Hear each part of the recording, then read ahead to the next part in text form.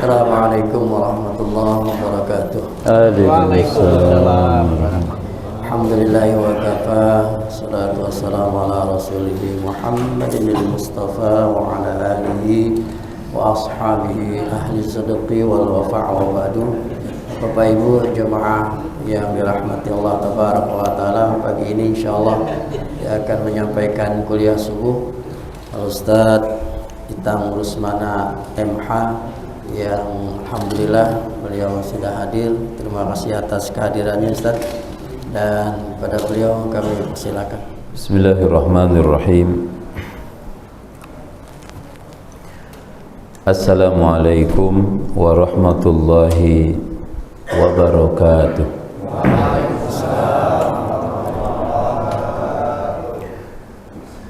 Alhamdulillahi rabbil alamin. Alhamdulillahilladzi syarrafana bil iman wa akramana bil Qur'an wa hadana bil Islam ila siratillahil mustaqim. Asyhadu an la ilaha illallah wahdahu la syarika lah wa asyhadu anna Muhammadan abduhu wa rasuluhu alladzi la nabiyya ba'dah. Allahumma salli wa sallim wa barik ala hadhan nabiyyil karim imamil muttaqin sayyidil ghurril muhajjalin nabiyyina wa qudwatina wa uswatina wa imamina Muhammadin sallallahu alaihi wasallam wa ala alihi wa sahbihi wa man ihtada bihudah ila yaumiddin, amma ba'd. Ikhwatul iman, jamaah subuh Masjid Al-Furqan yang dirahmati Allah subhanahu wa ta'ala, alhamdulillah, puji syukur kita panjatkan kehadirat Allah. Salawat dan salam semoga senantiasa tercurah kepada baginda mulia Rasul teladan kita, junjunan kita semuanya, Nabiullah Muhammad sallallahu alaihi wasallam, juga kepada keluarganya, para sahabat, para tabi'in, tabi'ut tabi'in, dan mudah-mudahan insyaallah kita termasuk umat Rasulullah sallallahu alaihi wasallam.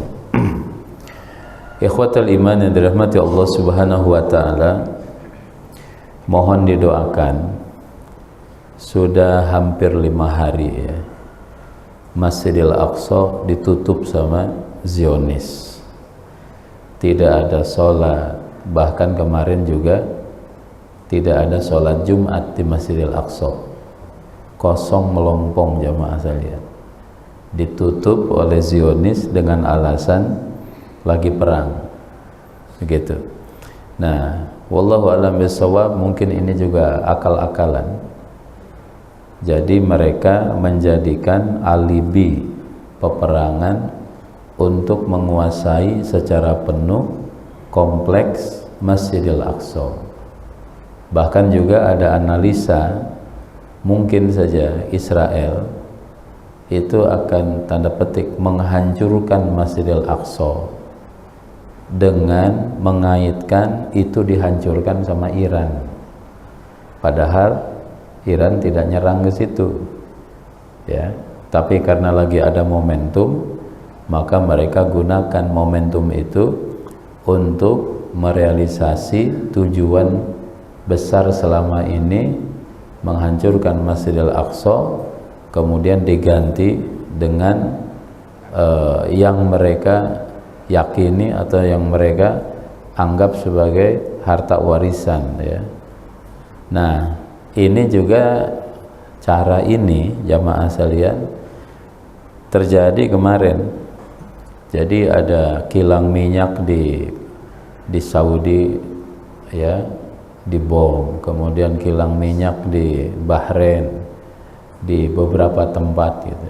Fasilitas-fasilitas sipil. Nah, tapi juga tertangkap di Turki dan beberapa negara agen-agen Israel, Mossad, mereka hendak menanam bom di fasilitas-fasilitas strategis ya, di objek-objek vital. Nah, mereka akan nanam bom, tapi kalau di Turki tertangkap, di Qatar juga ketangkap, ya mereka mau apa? Mau mengadu domba.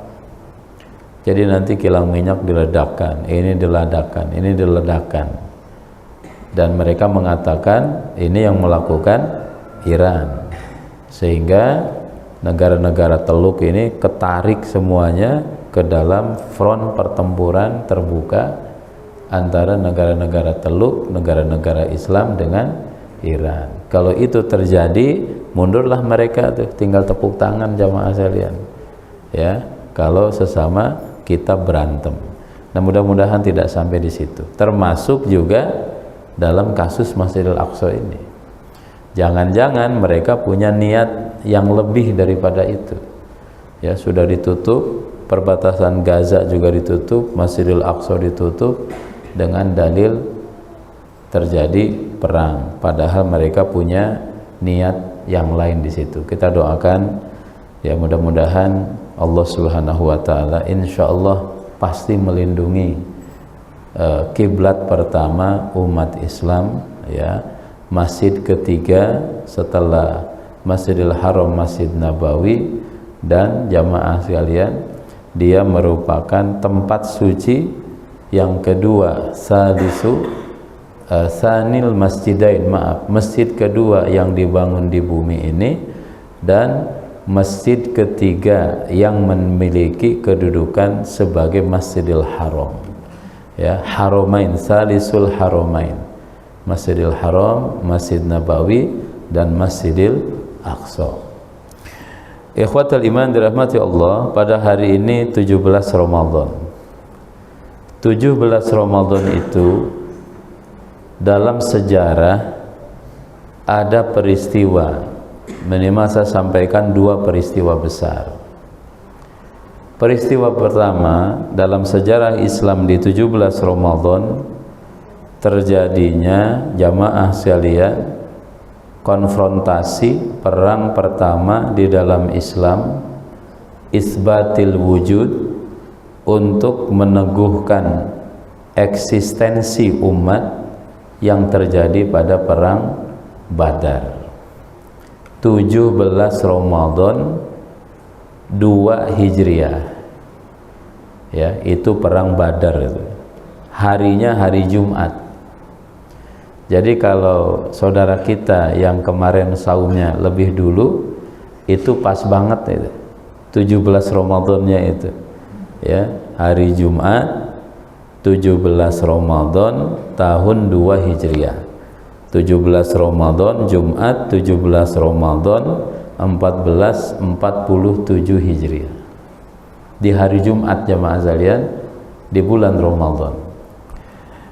Digambarkan di dalam Al-Qur'an surat Al-Anfal jamaah sekalian, ayat 7.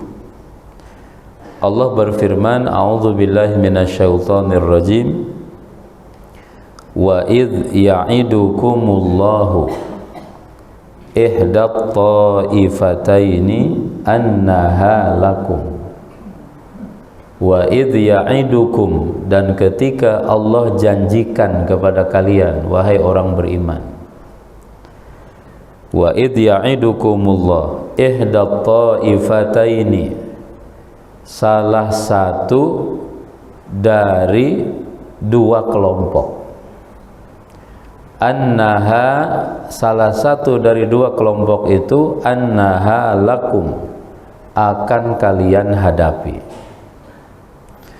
Nah, jamaah sekalian dirahmati Allah, siapa 2 kelompok ini? 2 kelompok ini, yang pertama, awalnya Rasulullah keluar dengan kaum muslimin 314 orang ke Badar. Badar itu sekitar 200 km dari Madinah. Untuk apa?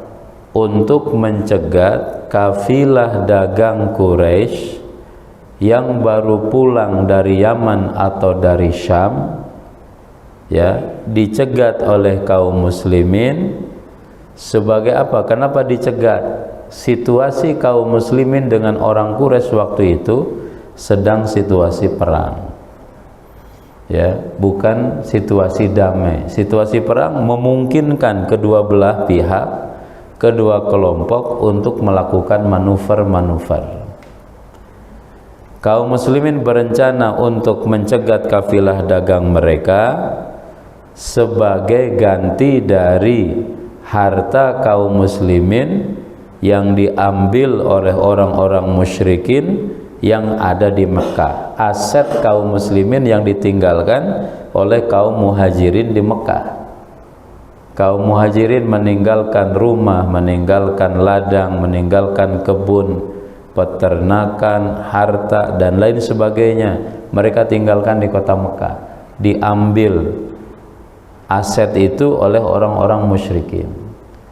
Nah, pas Badar ini kesempatan kaum muslimin untuk melakukan manuver kepada mereka. Keluarlah kaum muslimin ke Badar, jamaah sekalian. Tapi rupanya Abu Sufyan yang memimpin kafilah dagang orang Quraisy waktu itu, dan dia belum masuk Islam, beliau pintar. Kemudian Abu Sufyan mengirimkan utusan ke Mekah. Kata Abu Sufyan, kami minta perlindungan pasukan, kafilah dagang kami terancam karena ada pergerakan dari kaum muslimin yang akan mengancam kafilah dagang ini. Orang Mekah, jamaah sekalian, bersiap, maka mereka menyiapkan 1000 pasukan, 1000 tentara keluar dari Mekah untuk berangkat ke Badar mengamankan kafilah ini. Nah, tapi nanti Abu Sufyan ini menyusuri garis pantai, akhirnya dia bisa menyelamatkan kafilah dagang sampai ke Mekah dengan selamat. Orang-orang Mekah belum sempat keluar untuk mengawal kafilah dagang ini. Kata Abu Sufyan, kafilah dagang sudah selamat, rombongan sudah sampai Mekah, kalian tidak mesti berangkat ke Badar. Tapi waktu itu tokoh-tokoh Quraisy, musyrikin Quraisy, Abu Jahal, Abu Lahab, ya, kemudian juga Amr bin Wud dan lain sebagainya ngotot. Ini kesempatan kita untuk menghabisi kaum muslimin, kata mereka. Berangkatlah 1000 pasukan, 200 ekor kuda yang ditunggangi, kemudian banyak sekali unta yang mereka bawa. Siap sekali, berangkatlah ke Badar. Jadi salah satu dari 2 kelompok ini, kelompok pertama adalah kafilah dagang, ihdat ta'ifatain itu. Taifah yang pertama adalah kafilah tijariyah, kafilah dagang. Kelompok yang kedua adalah Jaishu Quraisyin, tentaranya orang Quraisy. Kata Allah kepada kaum muslimin, wa idh ya'idukumullahu ihdat ta'ifatain. Ingatlah ketika Allah janjikan kepada kalian satu di antara 2 kelompok, annaha lakum, satu di antara 2 kelompok ini akan kalian hadapi. Nah, jamaah sekalian, kemudian Allah gambarkan bagaimana keinginan kaum muslimin. Wa tawadduna anna ghaira dzati syaukati takunu lakum. Dan kalian wahai orang beriman berharap anna ghaira dzati syaukah, pasukan kelompok yang tidak bersenjata, annaha lakum, itu yang ingin kalian hadapi.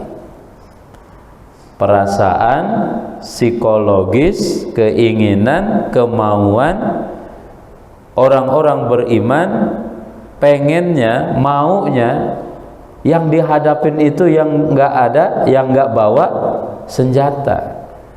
Yang dihadapin itu adalah kafilah dagang. Ada barangnya, ada uangnya, ada duitnya. Jangan tentara yang bawa senjata. Keinginan hati seperti itu. Tetapi terjadi kejadiannya bagaimana, jamaah sekalian? Allah Subhanahu wa taala, ikhwatal iman, menyampaikan, ya, wa yuridullahu ayyuhiqqal haqqa bikalimatihi. Tapi Allah menginginkan bahwasanya kaum muslimin menegakkan kebenaran dengan kalimat Allah. Jadi kafilah dagang ini nggak kekejar. Yang dihadapi oleh kaum muslimin adalah pasukan bersenjatanya orang Quraisy. Padahal kaum muslimin waktu itu belum siap untuk berperang. Kondisinya tuh mau nyegat kafilah dagang, bukan mau perang. Nah, cuman situasi dan kondisi yang ada justru menghadapkan kaum muslimin kepada situasi peperangan. Apa hikmah dan pelajaran jamaah sekalian? Hikmah dan pelajarannya adalah kadang Allah Subhanahu wa ta'ala menghadapkan kita kepada situasi yang tidak kita inginkan, tapi harus kita hadapi, harus diselesaikan, harus dituntaskan. Padahal kita tidak punya persiapan, tidak punya keinginan. Nggak apa-apa, tawakal. Fa idza azamta fatawakkal Allah. Kalau sudah tekad bulat, maka tawakallah kepada Allah Subhanahu wa ta'ala. Ikhwatal iman dirahmati Allah, ini banyak terjadi dalam kehidupan kita, ya, di antara hikmah. Abul Atahiyah, seorang penyair dari Arab, mengatakan begini: ma kullu ma yatamannal mar'u yudrikuhu. Tidak setiap keinginan manusia bisa diraihnya. Tidak setiap yang kita inginkan itu bisa kita dapat, bisa kita raih. Ya. Tajrir riyahu bima la tashtahis sufunu. Karena angin berhembus kadang tidak sesuai dengan keinginan perahu yang sedang berlayar. Gitu kan? Perahu lagi layar jamaah, inginnya ke selatan, ternyata anginnya bertiupnya ke utara, atau angin bertiupnya ke barat. Banyak kejadian yang kita hadapi dalam hidup tidak sesuai dengan rencana, tidak sesuai dengan keinginan, tetapi harus diyakini itu adalah takdir Allah Subhanahu wa ta'ala. Jamaah sekalian, demikian juga dalam peristiwa Badar itu. Rasul bersiap untuk nyegat kafilah dagang. Ternyata di medan, di lapangan, justru yang dihadapi oleh Rasulullah dan kaum muslimin pasukan orang musyrikin, pasukan perang, tentara.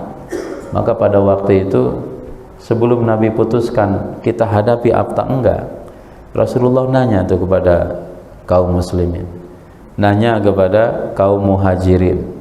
Dijawab oleh Abu Bakar, dijawab oleh Al-Miqdad bin Amr. Intinya, wahai Rasulullah, kami siap taat.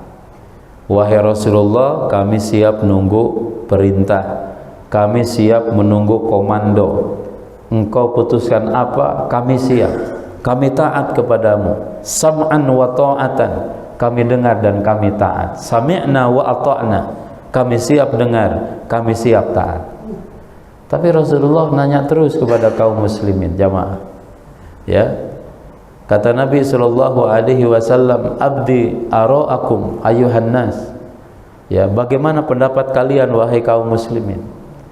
Nah, kemudian Sa'ad bin Mu'az, beliau ini pemimpin Ansor dari kabilah Aus. Sa'ad bin Mu'az mengatakan, ya Rasulullah, ka'annaka aradtana, wahai Rasulullah, sepertinya engkau menginginkan jawaban dari kami. Kata Nabi, na'am, betul wahai Sa'ad bin Mu'az. Kemudian Sa'ad bin Mu'az mengatakan jamaah kepada Rasulullah sallallahu alaihi wasallam, wahai Rasulullah, dalam kata-kata yang terkenal, lau khudtal bahra la khudnahu ma'aka. Wahai Nabi, jangankan perang, kata beliau, jangankan jalan di padang pasir, andai engkau perintahkan kami untuk nyebur ke laut, kami siap nyebur ke laut. Ya, jangankan jalan di darat, nyebur ke laut tanpa pelampung, tanpa alat berenang, alat nyelam, kami siap kalau ada perintah. Nah, Rasulullah tenang jamaah. Kenapa? Karena ikhwatal iman, dalam perjanjian Piagam Madinah tidak disebutkan di situ orang Ansor harus bela sesama saudaranya kaum muslimin di luar kota Madinah. Ya, mereka saling bela, saling bantu itu di dalam kota Madinah, dalam perjanjian Piagam Madinah. Tapi kalau di luar kota Madinah tidak termasuk poin perjanjian, kira-kira begitu. Maka Rasulullah ingin dapat keyakinan kalau kita bergerak, apakah seluruh komponen masyarakat kompak apa enggak. Jangan sampai ketika bergerak, ketika mengeksekusi satu keputusan, satu program, hanya diikuti oleh sebagian tapi tidak diikuti oleh yang lain. Rasulullah melakukan konsolidasi terlebih dahulu. Kemudian juga di sini jamaah sekalian, hikmahnya apa?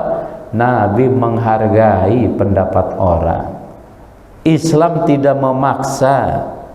Islam tidak memaksakan kehendak. La ikraha fiddin. Ditanya oleh Nabi, ketika sudah kompak seperti itu, maka Rasulullah Shallallahu Alaihi Wasallam menyiapkan, membariskan pasukan jamaah sekalian. Ikhwatal iman, ada satu peristiwa yang luar biasa. Pada waktu itu Rasul tempatkan pasukan di satu sisi. Ada seorang sahabat namanya Al-Habbab Ibnul Munzir As-Saqafi. Kata Habbab Ibnul Munzir, ya Rasulullah, amanzilun anzalakahu Allahu la nataqaddam wa la nata'akhkhar minhu am huwal harbu awil ra'yu awil makidah. Wahai Rasulullah, kata Habbab bin Munzir ini, apakah tempat pasukan yang engkau tempati ini adalah wahyu dari Allah yang kami tidak boleh mundur atau tidak boleh maju ke tempat yang lain, atau ini adalah amhuwal harbu, siasat perang, strategi engkau, atau termasuk makidah, tipu daya musuh untuk menipu musuh? Kata Nabi, innama al-harbu war-ra'yu wal makidah. Ini kata Rasulullah strategi saya aja, bukan wahyu dari Allah kudu di situ. Jamaah sekalian perhatikan, di sini ada hikmah juga. Kemudian Habbab Ibnul Munzir beliau usul kepada Nabi, wallahi inna hadza laisal makanil munasib. Wahai Rasulullah, tempat ini bukan tempat yang pas untuk menempatkan pasukan, bukan tempat yang cocok untuk menempatkan pasukan. Jamaah sekalian bayangkan ikhwatal iman, ya, seorang sahabat tanda petik membantah pendapatnya Nabi, mengoreksi pendapatnya Nabi, tapi beliau pakai adab, pakai etika, nanya dulu kepada Rasulullah, wahai Rasulullah, apakah ini wahyu apa bukan? Kalau wahyu, sami'na wa ata'na, kami tidak akan menolak, ikuti apa yang diinstruksikan oleh Allah. Tapi kalau ini pendapat engkau pribadi sebagai seorang manusia, dia bilang berdasarkan pengalaman perang saya, berdasarkan pengalaman, experience yang saya miliki di medan perang, ini bukan tempat yang pas. Tempat pas bukan di sini. Dan Nabi Shallallahu Alaihi Wasallam pada waktu itu jamaah, Rasulullah tawadhu, rendah hati, nerima pendapat orang lain yang lebih baik, meskipun pendapat itu didapatkan dari anggotanya, dari sahabatnya, dari pasukannya, bahkan bukan sahabat populer, bukan sahabat viral gitu, bukan pendapat Umar, bukan pendapat Abu Bakar, tapi pendapat Habbab bin Munzir. Habbab bin Munzir itu jarang ditemukan hadis yang diriwayatkan dari Habbab bin Munzir. Kalau dari Abu Hurairah banyak, dari Aisyah banyak, Ibnu Umar banyak, Ibnu Abbas banyak. Tapi kalau an Habbab Ibnul Munzir itu jarang, kecuali riwayat ini jamaah, dan ada satu riwayat yang lain. Tapi meskipun dari orang biasa, kalau benar terima. Inilah Islam, ikhwatal iman dirahmati Allah. Islam itu Imam Ali mengatakan unzur ma qala wala tanzur man qala. Lihat itu kontennya, kata-katanya, narasinya, pikirannya, pendapatnya. Jangan lihat orangnya. Kalau mungkin orangnya biasa-biasa, tapi kalau pendapatnya baik, pendapatnya bernas, pendapatnya cocok dengan situasi dan kondisi, jangan malu untuk menerima pendapat yang terbaik dan lebih baik. Maka ada satu ungkapan jamaah sekalian yang mengatakan al-hikmatu dholatul mu'min. Hikmah, kebenaran, sesuatu yang baik, ini ibarat kata-kata hikmah itu, kata Rasulullah bahkan, dholatul mu'min, barang mukmin yang hilang. Ainama wajadaha fahuwa ahaqqu biha. Dimanapun ketemu tuh barang, kebenaran, kebaikan itu ambil, meskipun datangnya bukan dari muslimin. Maka Rasulullah ketika perang Ahzab ya mengambil strateginya orang-orang Persia, orang Romawi, orang Persia. Salman Al-Farisi mengusulkan gali parit, itu nggak dikenal dari Arab.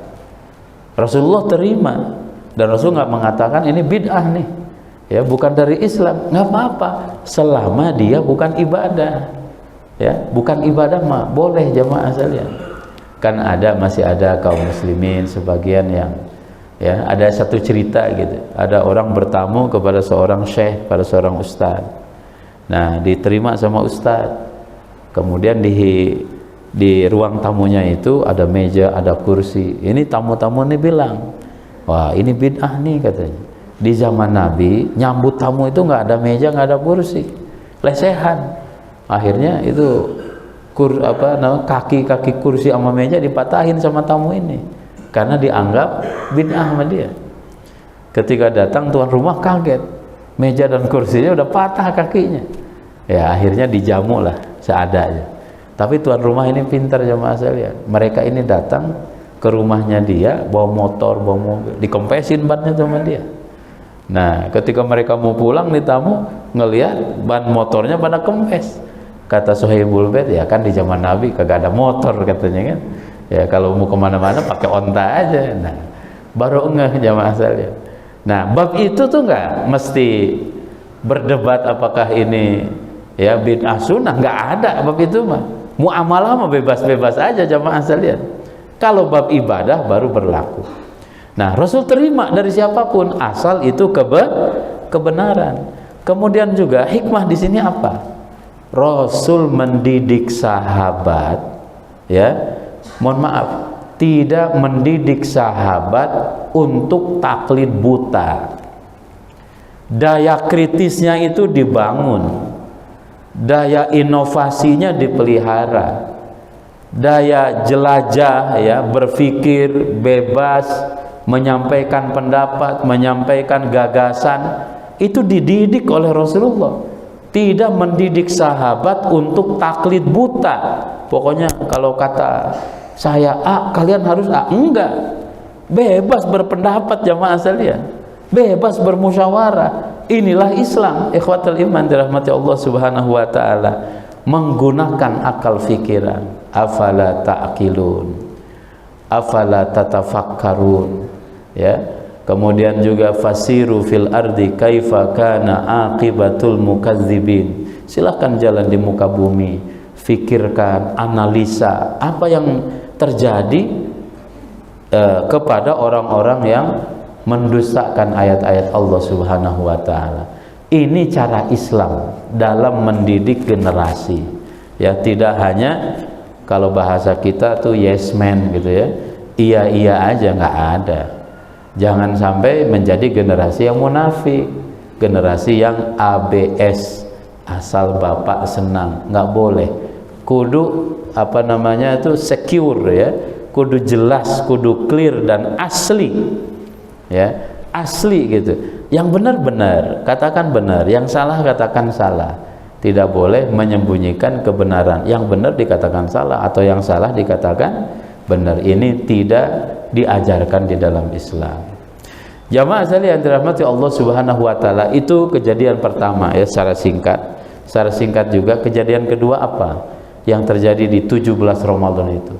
Wafatnya putri Nabi namanya Ruqayyah.